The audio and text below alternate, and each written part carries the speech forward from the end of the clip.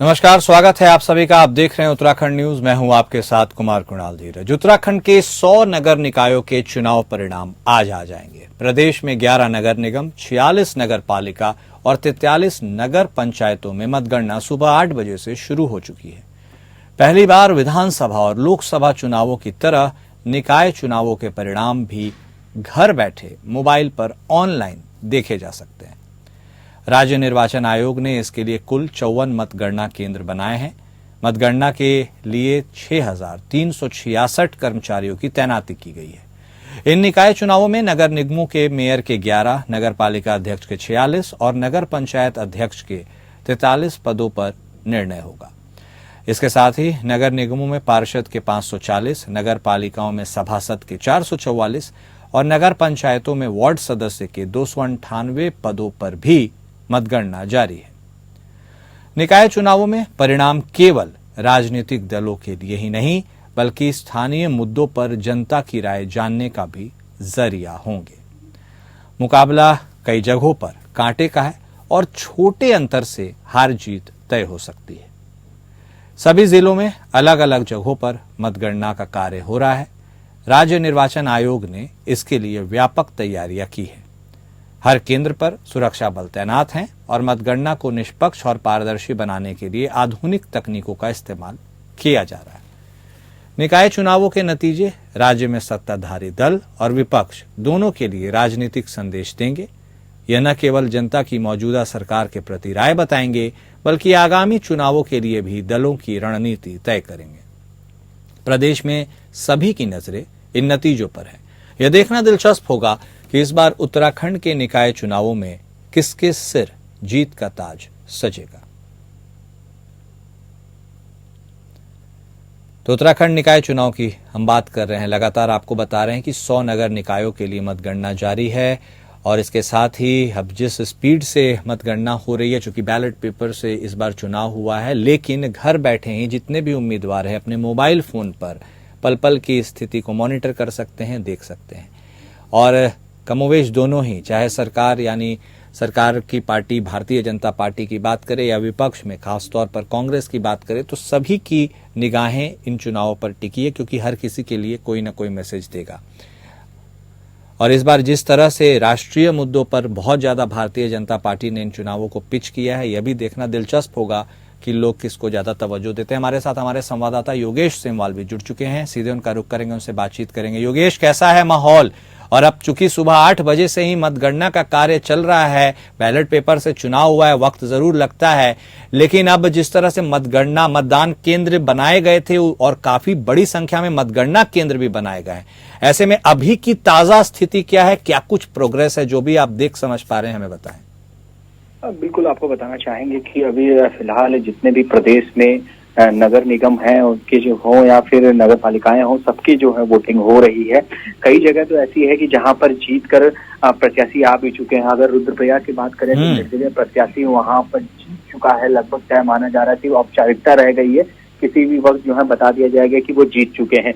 इसके साथ ही अगर हम बात करें जो देहरादून है, जो कि सबसे बड़ी नगर निगम है, उसकी बात करें तो देहरादून में अभी भाजपा के जो प्रत्याशी हैं सौरभ फलियाल, वो आगे चल रहे हैं, कांग्रेस उनके पीछे चल रही है। लगभग जो अभी बताया जा रहा है कि 4 से 5 हजार के बीच में जो है उन दोनों के बीच में गैप है अभी, क्योंकि सारे बैलेट पेपर से ही ये पूरा का पूरा चुनाव हुआ है। तो इसलिए बहुत जल्दी ये भी नहीं पता चलता है कि कितने वोटों से कौन आगे चल रहा है, कितने पीछे चल रहा है। बाकी अगर मैं आपको बताऊं तो तिलवाड़ा जो नगर पंचायत है, वहां पर भाजपा ने जो है वो अध्यक्ष पद के जीत लिया है। केदारनाथ विधानसभा की अगर बात करें हम, तो वहां पर अभी कुछ दिन पहले चुनाव हुए थे, तो वहां पर कांग्रेस की जो है वो बागी प्रत्याशी थी एक, वो जीत गई है। कुब्जा धर्मवान नाम है उनका, वो जीत गई है। इसके साथ ही गुप्तकाशी में जो है वो अध्यक्ष पद में भाजपा की जो है वो जीत गई है।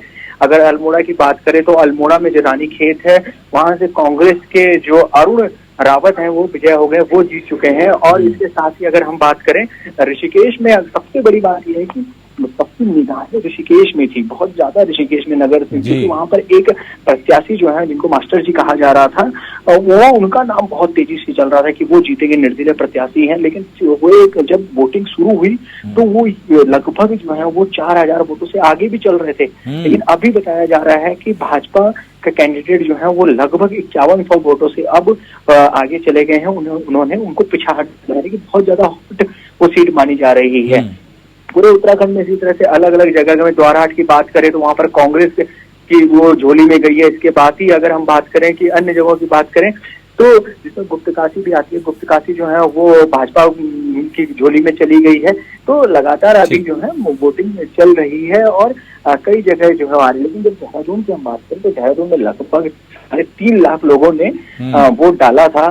तो और बैलेट पेपर है, तो उम्मीद है कि रात को 12-1 बजे तक रिजल्ट आ पाएगा, पर अभी गिनतियां लगातार जारी है। चलिए, तो बहुत धन्यवाद योगेश आपका हमारे साथ जुड़ने के लिए और विस्तार से अभी तक की मौजूदा स्थिति के बारे में दर्शकों को बताने के लिए। वहीं कांग्रेस विधायक ममता राकेश ने आत्मदाह की धमकी दी है। भगवानपुर से कांग्रेस विधायक ममता राकेश ने कहा है कि नगर निकाय चुनाव के मतगणना में गड़बड़ी हुई तो मैं आत्मदाह कर लूंगी। मतदान वाले दिन भी ममता राकेश ने निर्वाचन प्रक्रिया पर सवाल उठाए थे। ममता राकेश ने मतगणना में धांधली की आशंका जताई थी। ममता राकेश के बयान के बाद पुलिस और प्रशासन सक्रिय हो गया है।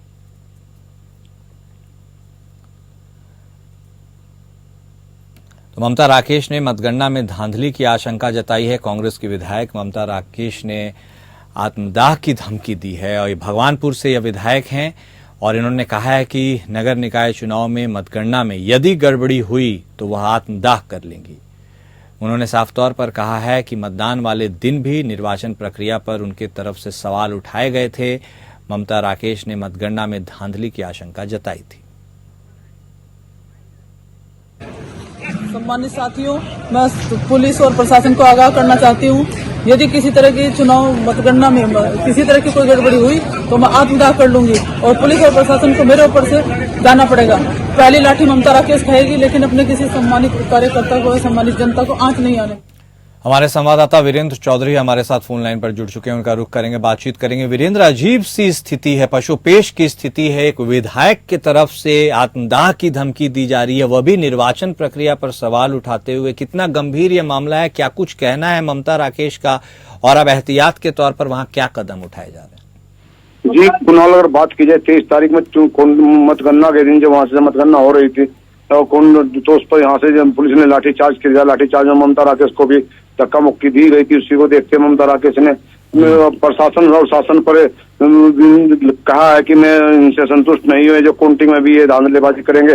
अगर धांधलेबाजी करते हैं कोई भी प्रशासनिक अधिकारी या पुलिस से लाठीचार्ज वगैरह, जब मेरे किसी भी कार्यकर्ता के साथ मारपीट होती है या कुछ भी ऐसी वो घटना होती है तो मैं आत्मदाह कर लूंगा और पुलिस को मेरी लाश के ऊपर से जाना पड़ेगा। इसी को देखते वहां पर प्रशासन ने पहले ही सुरक्षा के कड़े इंतजाम कर रखे हैं, लेकिन ममता राकेश मानने को तैयार नहीं है। ममता राकेश का ममता राकेश का एक काफिला सा एक बनाकर ममता राकेश ना चुनाव गेट पर खड़ा है और अभी भी भगवानपुर।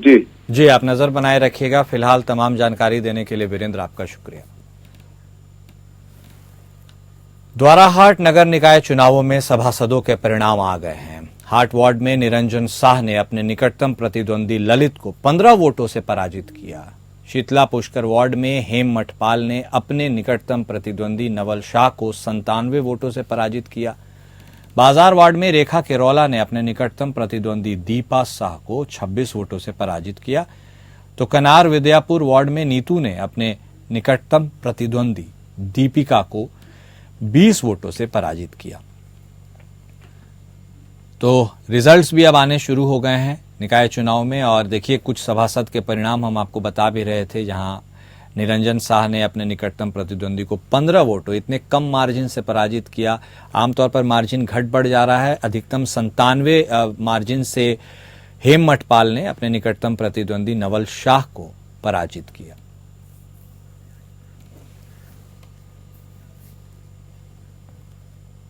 वहीं विकासनगर और सेलाकुई में निकाय चुनाव को लेकर मतगणना लगातार जारी है। विकासनगर के आशाराम वैदिक इंटर कॉलेज और सेलाकुई में पीएम श्री शहीद सत्येंद्र चौहान अटल कॉलेज में मतगणना सेंटर बनाया गया है। मतगणना को लेकर सभी जगहों पर सुरक्षा के पुख्ता इंतजाम किए गए हैं। पुलिस और होमगार्ड के जवानों की भी ड्यूटी लगाई गई है।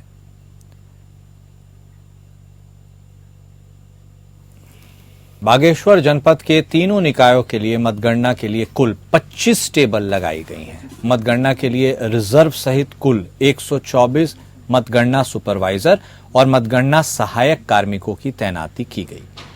जिले की एकमात्र नगर पालिका परिषद बागेश्वर की मतगणना बीडी पांडे परिसर में जिला निर्वाचन अधिकारी और एसपी की मौजूदगी में इसकी शुरुआत हुई है। मतगणना के लिए 11 टेबल लगाए गए हैं, जबकि अन्य निकाय में नगर पंचायत यानी कपकोट की मतगणना ओएनजीसी हॉल में 7 टेबल और गरुड़ की मतगणना ब्लॉक सभागार में 7 टेबल में शुरू हुई है। तो लगातार मतगणना का कार्य किया जा रहा है और बागेश्वर जनपद के लिए तीनों निकायों की मतगणना के लिए कुल 25 टेबल्स लगाई गई हैं। इसके साथ ही रिजर्व सहित कुल 124 मतगणना सुपरवाइजर और मतगणना सहायक कार्मिकों की तैनाती की गई है। हमारे साथ हमारे संवाददाता मनोज जुड़ चुके हैं, उनका रुख करेंगे, उनसे बातचीत करेंगे। मनोज, तो आखिर बागेश्वर का क्या हाल है? 25 टेबल लगाए गए हैं, मतगणना फुल स्विंग में हो रही है, सुपरवाइजर्स सहायक सब वहां अपॉइंट किए गए हैं। ऐसे में ताजा स्थिति वहां पर क्या निकल कर आ रही है और जो तैयारियों की हम बात कर रहे हैं इसको भी विस्तार से बता दीजिए। जी, बताना चाहेंगे कि बागेश्वर जिले में शांतिपूर्वक वैलिड वोट गिने जा रहे हैं और इस विषय में हमारे जिले में 2 नगर पंचायत और 1 नगर पालिका 3 इसमें वो बनाए गए हैं। और इसमें देखने का विषय ये है कि अभी जो कपकोट के भाजपा के प्रत्याशी गीता अठानी जी ने 107 वोटों से अपनी जीत दर्ज कर दी गई है। वही भाजपा के सभासद 5 बने हैं, उसमें 2 कांग्रेस के बने हैं। और देखने का विषय अब गरुड़ की बात करें, जहां गरुड़ में भावना वर्मा कांग्रेस के प्रत्याशी थे, उन्होंने 33 वोटों से अपनी जीत दर्ज की गई है। और वही सभासद 3 बीजेपी के वहां जीते हैं और 3 कांग्रेस के और इन निर्दलीय जीता है। अब बात जो कहे कि नगर पालिका बागेश्वर की, बागेश्वर में सुरेश खेतवाल और निर्दलीय कवि जोशी, भाजपा के जो सुरेश खेतवाल है वो अभी 2330 वोट पड़े हैं उनको, और निर्दलीय जो प्रत्याशी है कवि जोशी, उनको 2119 वोट पड़े हैं। और इसमें बढ़त देखी जाए तो भाजपा की 211 वोटों से बढ़त देखने को मिल रही है और कांटे की टक्कर है। अभी चार सभासदों के 4 सभासदों की और वैलिड वोट गिननी बाकी है और उनके बाद पता चलेगा कि किसके सर पर ताज पहनेंगे। ठीक है, बहुत धन्यवाद मनोज आपका तमाम जानकारी देने के लिए, हमसे जुड़ने के लिए। और अब खबर रुड़की से है, जहां पुलिस का मतदाताओं पर लाठीचार्ज का मामला तूल पकड़ता जा रहा है। कांग्रेस विधायक ममता राकेश ने भारतीय जनता पार्टी पर आरोप लगाते हुए बताया कि मेरे साथ बदतमीजी की गई। साथ ही उन्होंने कहा कि भारतीय जनता पार्टी जनता के साथ कैसा बर्ताव करती होगी ये तो सोचा जा सकता है, ये तो खुलेआम लोगों को डरा धमका रही है। वहीं आपको बता दें कि कांग्रेस और निर्दलीय प्रत्याशी यशपाल राणा ने भारतीय जनता पार्टी पर आरोप लगाते हुए कहा कि बीजेपी ने अपनी पूरी फोर्स मुस्लिम एरिया में लगा रखी थी। भारतीय जनता पार्टी की फोर्स ने मतदान केंद्र पर मतदाताओं पर लाठीचार्ज किया। ये बीजेपी की सोची समझी साजिश है। इस मामले को लेकर स्थानीय लोगों में रोष का माहौल है।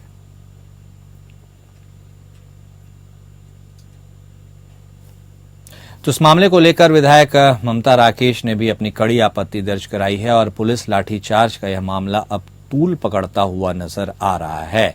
रुड़की की यह खबर हम आपको बता रहे हैं। स्थानीय लोगों में भी इस बात को लेकर काफी गुस्सा है, वो अपना विरोध जता रहे हैं। और इसके साथ ही कांग्रेस और निर्दलीय प्रत्याशी यशपाल राणा ने भी बीजेपी पर आरोप लगाया। उन्होंने कहा है कि बीजेपी ने अपनी पूरी फोर्स मुस्लिम इलाके में खड़ी कर दी ताकि लोगों को वोट देने से वंचित किया जा सके, उन्हें रोका जा सके। मतदाताओं पर मतदान केंद्र पर लाठीचार्ज भी किया गया और ये ऐसे ही नहीं हुआ है, ये बीजेपी की एक सोची समझी साजिश है।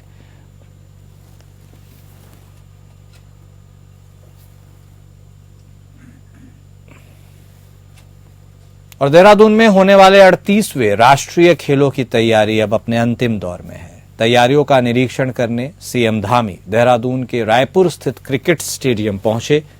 इसी स्टेडियम में खेलों का उद्घाटन होगा। मौके पर खेल मंत्री, मुख्य सचिव, डीजीपी उत्तराखंड और वरिष्ठ अधिकारी मौजूद रहे। 28 जनवरी से लेकर 14 फरवरी तक होने वाले इन राष्ट्रीय खेल में प्रधानमंत्री मोदी भी इसके शुभारंभ कार्यक्रम में शामिल होंगे। तो राष्ट्रीय खेलों से जुड़ी यह खबर हम आपको बता रहे हैं और उत्तराखंड इस बार राष्ट्रीय खेलों की मेजबानी कर रहा है और देहरादून में इसको लेकर तमाम तैयारियां भी लगभग पूरी की जा चुकी हैं। 28 जनवरी से राष्ट्रीय खेलों का शुभारंभ होगा, 14 फरवरी तक खेल खेले जाएंगे और प्रधानमंत्री नरेंद्र मोदी भी उद्घाटन कार्यक्रम में शिरकत करने के लिए, शामिल होने के लिए उत्तराखंड पहुंचने वाले। और इसी को लेकर उत्तराखंड के मुख्यमंत्री पुष्कर सिंह धामी भी स्टेडियम पहुंचे। वहां पर उन्होंने तैयारियों का जायजा लिया और अन्य अधिकारियों को दिशा निर्देश देते हुए वे नजर आए।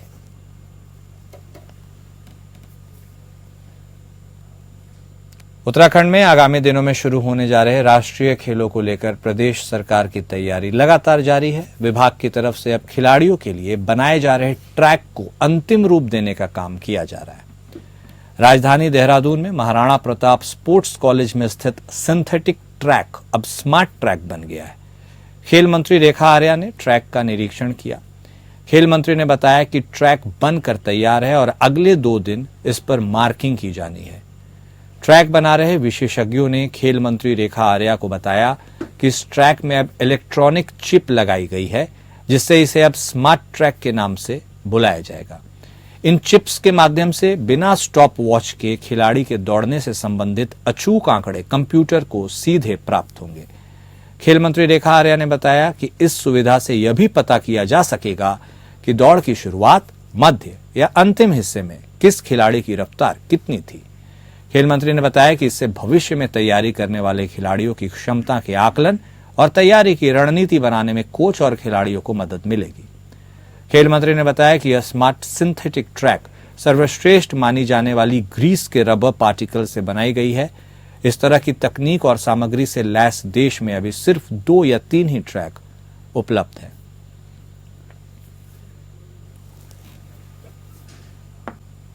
और उत्तराखंड न्यूज में अभी के लिए बस इतना ही। नमस्कार।